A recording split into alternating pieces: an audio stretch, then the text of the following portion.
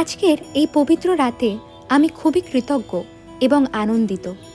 আজ মহাশিবরাত্রি, ভগবান শিবের আরাধনার বিশেষ দিন। মহাশিবরাত্রি আমাদের শেখায় ধৈর্য, শক্তি আর আত্মবিশ্বাসের কথা। ভগবান শিব ধ্বংসের দেবতা হলেও তিনি নতুন সূচনার প্রতীক। জীবনে যত বাধাই আসুক না কেন, তিনি আমাদের শেখান শান্ত থাকতে, নিজের ভেতরের শক্তিকে জাগিয়ে তুলতে।